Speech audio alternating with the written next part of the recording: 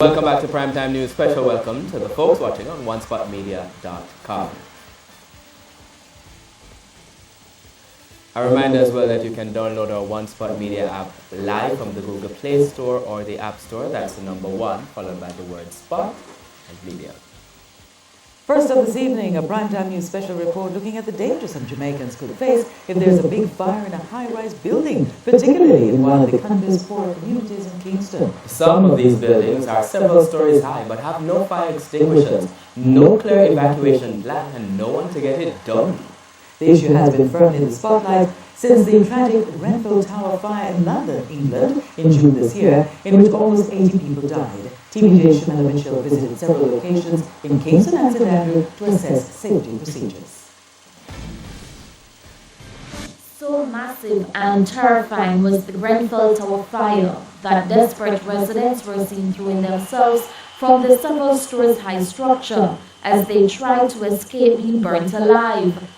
About 80 people died while several others injured, and since then, concern has centered on whether property safety measures were in place.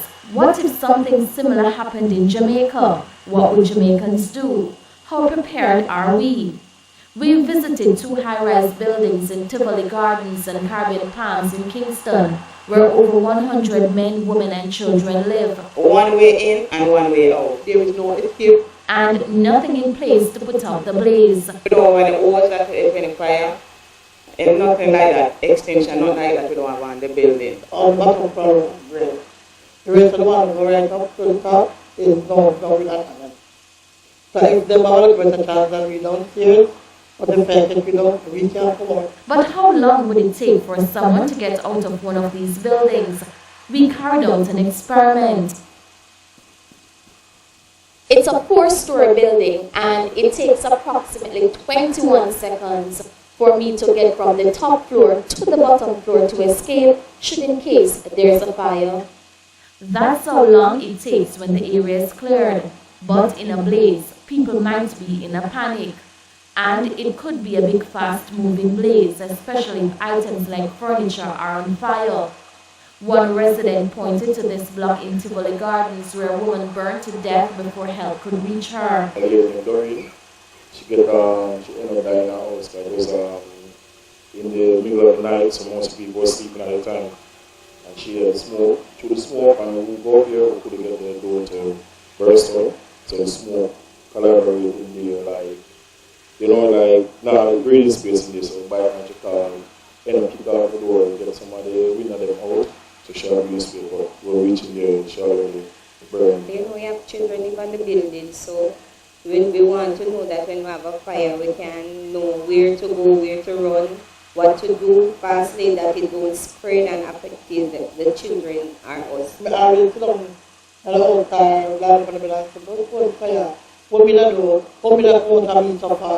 They tried to carve out an escape route. Maybe we have to go look out the window or something to escape. My idea was to throw down a mattress and jump on the mattress. Part of the problem may be that there is no structure in place, no one running the building. In contrast, over at Oakland's apartment on Constant Spring Road in St. Andrew, property manager Marcus Nash says they have a plan. If there's a fire, we have equipped on the apartment building, we have fire hoses and downstairs. And we have the fire persons coming in, servicing them. We also have fire extinguishers that we have on every other floor. And at the back of the building, we have fire hose and we have fire hydrants. Fire drills are also done at least every 6 months. Meanwhile, residents at Caribbean Palms say they have had meetings, but fire safety was never on the agenda. However, in TIVOLI Gardens, they say they have never had a meeting to discuss the problem. Shamel Mitchell, TVJ News.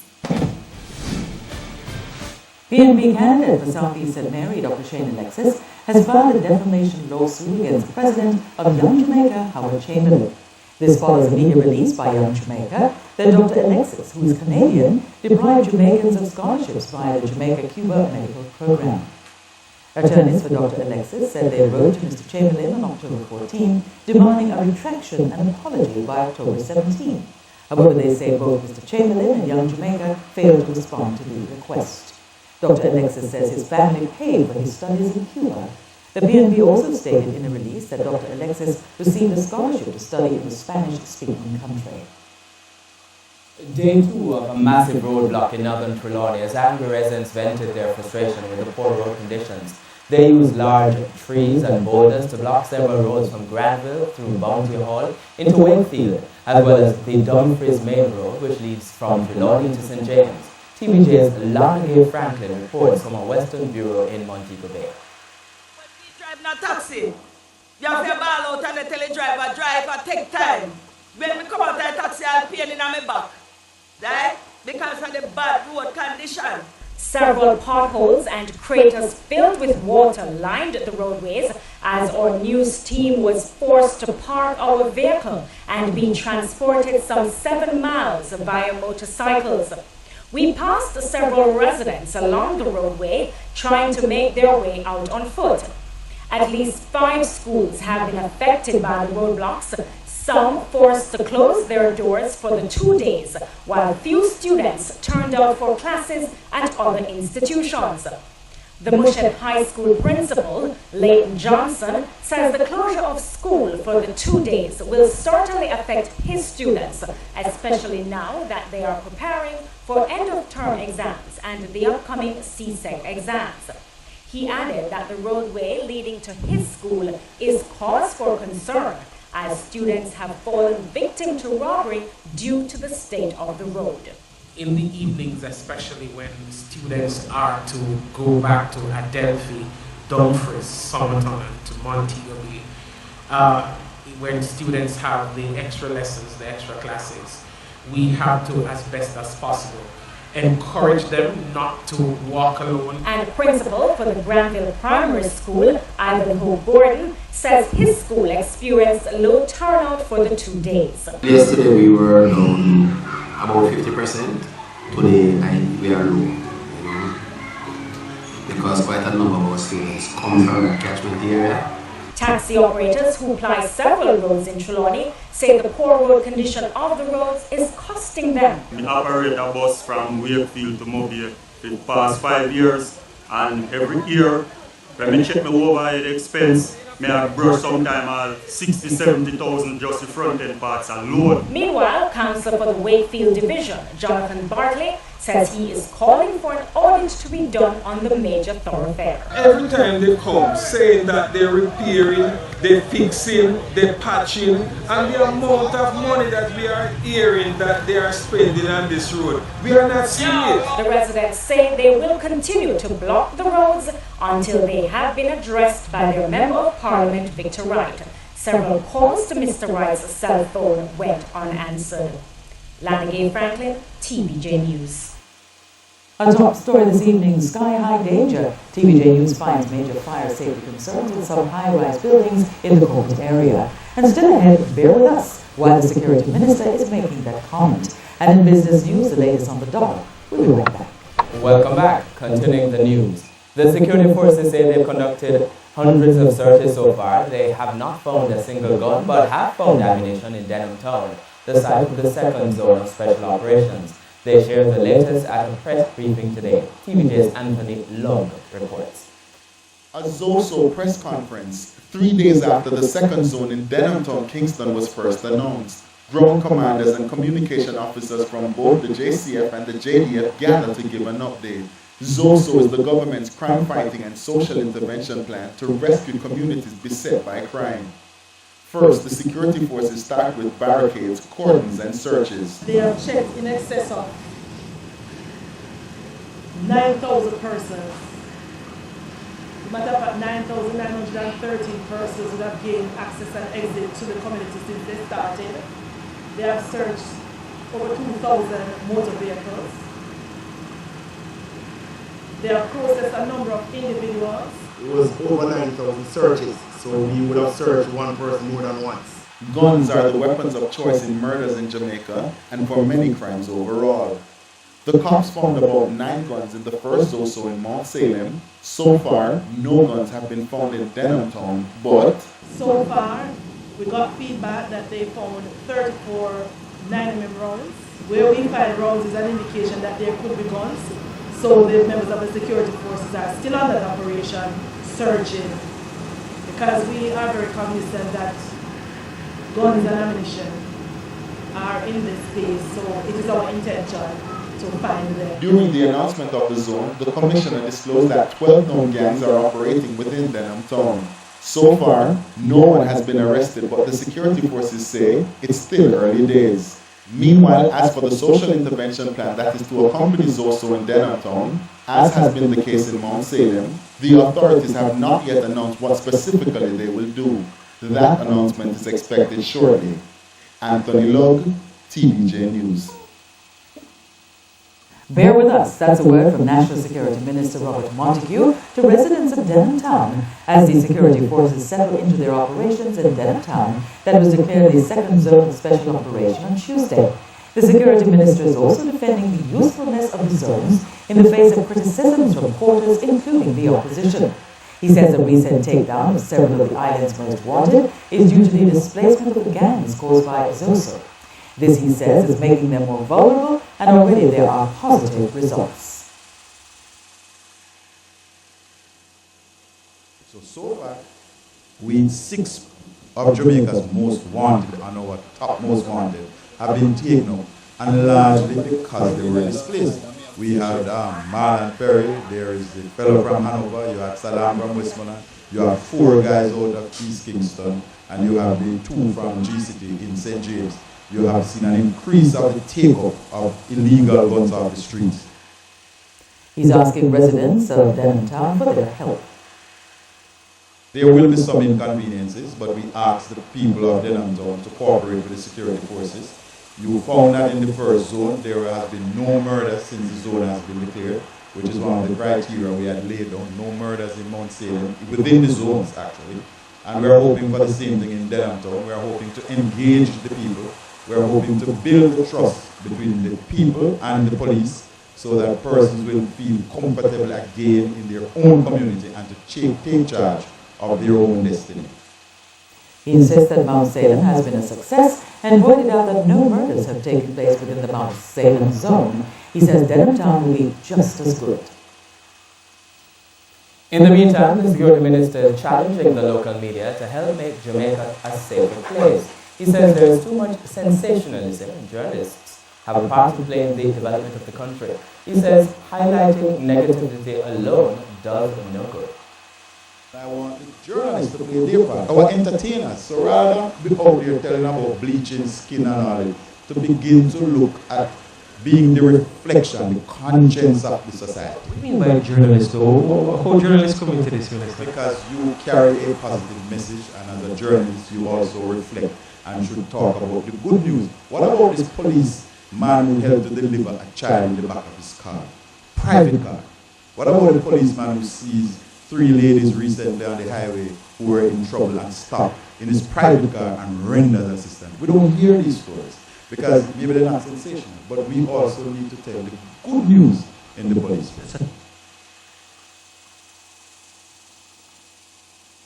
And here's Janella Pursues with their primetime news follow-up on a very special story. It's October 19 and still no response from Prime Minister Andrew Holness about the Save the Cockpit Country petition. He said he would provide a response within 30 days from September 25. Now, while environmental interests patiently await his feedback, the people living in Cockpit Country are vowing to protect the area at any cost. They're the Maroons. Melville Curry is a deputy colonel with the Akampa Maroons. It's a war again. It's war. It cannot happen nowhere in the world can they think they can't come there.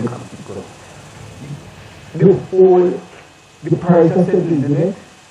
The Paris Assembly, the Paris Trelawney, and the Paris Assembly, all those are parties that get water from the country. So you think the destruction that will cause?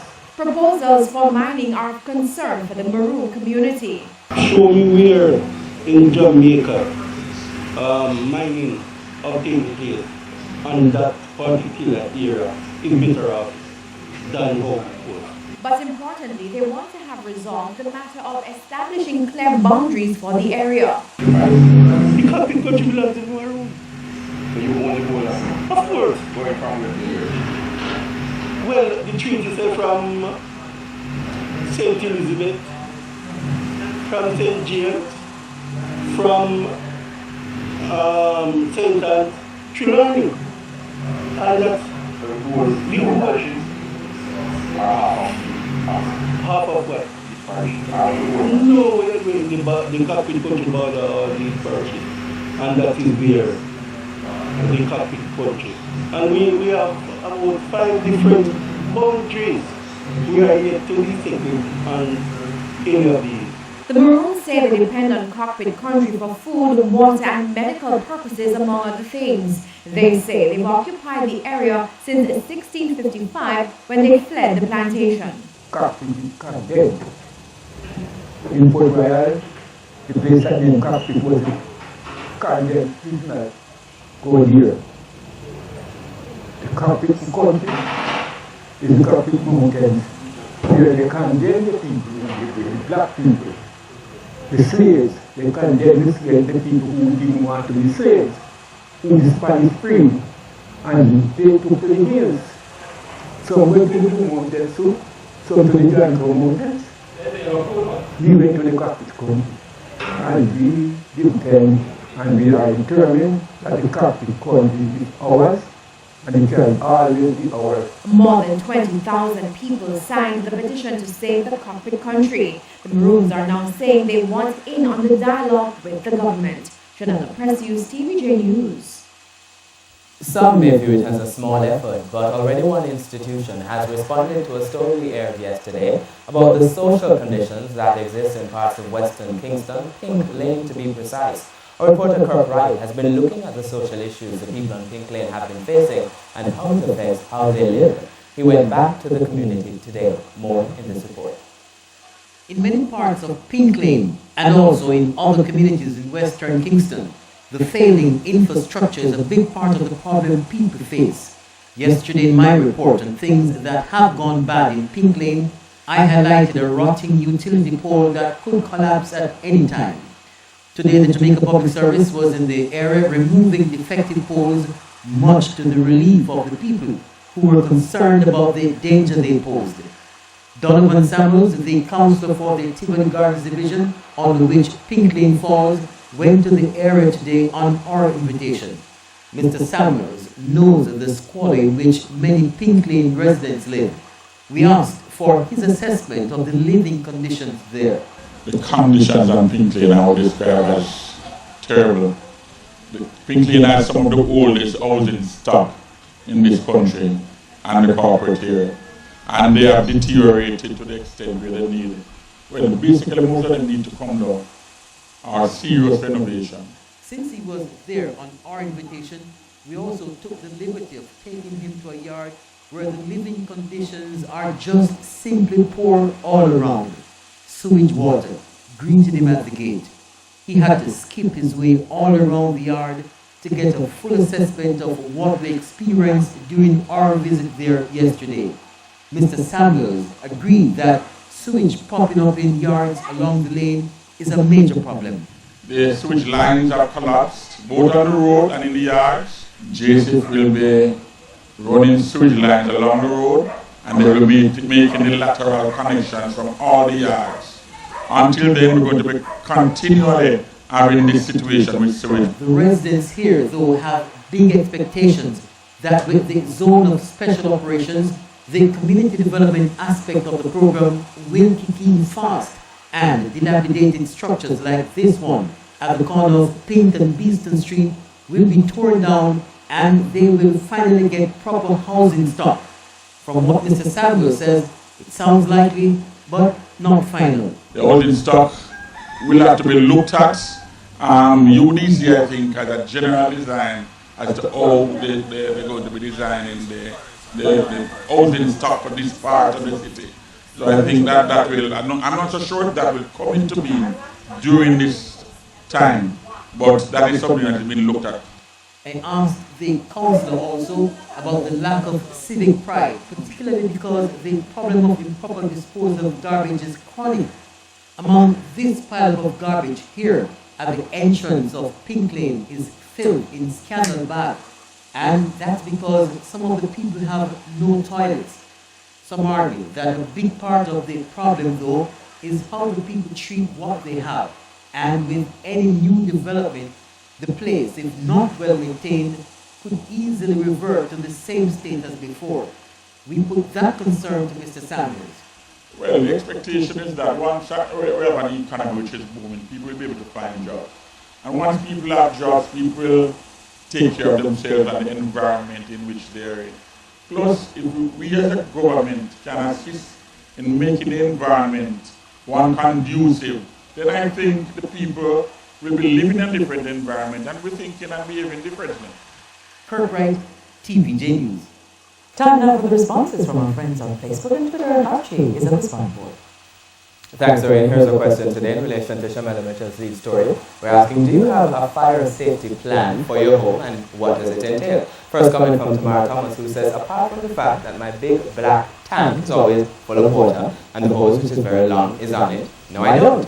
All the other small rooms are filled with water as well. I'll get this sorted out though soon. Next comment from Justin Sinclair, who says, generally nobody does until it hits home. People just never plan for such things to happen unless they have young children at home. Next comment from Okura, who says, come to think of it, I don't. But always saying I'm going to buy a fire extinguisher. Really though, people should be prepared for every form of disaster or have a backup plan. And final comment from Leon Tracy, who says, yeah man, I was always on the pipe and my drum of water run in the back with 2 buckets nearby. Keep your comments coming on Facebook and Twitter. Facebook.com/Television Jamaica and the tweets at Television Jam. Business news and news from overseas after the break. Good evening and welcome to the Business Day. I'm Herman Green. It's now 11 straight days of gains for the Jamaican dollar. Today's gains push the US dollar price to a new 1-year low. That price is $127.81, the lowest price it has been since September 15 last year. The Canadian dollar is being sold for $102.76. The pound sterling is going for $167.64, while the euro costs $151.94. Answer McCall failed in its bid to take 100% of Berger Paints, the Trinidad-based company, in the aftermath of acquiring Louis Berger overseas, giving it 51% stake in Berger Paints Jamaica, offered to purchase all outstanding shares for $10.88 each, with the intention of delisting the entity. However, when the offer closed on October 9, Answer McCall was only successful in acquiring a further 3% of Berger's shares, taking its stake to 54%. Analysts say they are not surprised by the lack of interest shareholders had in selling to the entity because, in their words, the price was too low. Berger Paints only resumed trading on Tuesday. It ended the day with its shares valued at $12.54 each. The price of oil ended lower Thursday, pulling back after 4 consecutive sessions of gains lifted prices to their highest level in weeks. Oil for delivery in November lost 75 cents or 1.4% to settle at $51.29 a barrel. Jampro, seeking to woo more operators in the business process outsourcing BPO sector, today hosted a BPO investment mission at its St. Andrew offices. During the event, Jampro introduced prospective investors in the sector to the current business opportunities available. If you look, the World Bank doing business report, Jamaica is now 64 of 189 countries. In 2014 or 2013, we're in position 97. Now, this is as a result of deliberate action by the government in terms of there's a National Competitiveness Council which focuses on different aspects of our economy.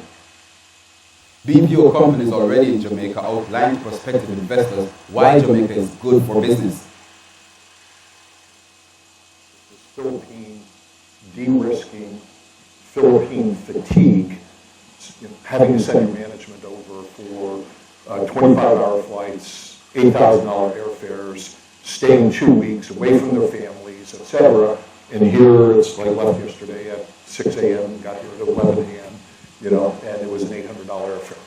Jamaica is just in the market, you know, very positive on all fronts, and that kind of is open things up where you have more and more larger investors, international BPOs that are saying it's time to come more near shore, time to set up shop in Jamaica. Jamaica is ready for the next level. I think that's really where the evolution and the thrust has come from.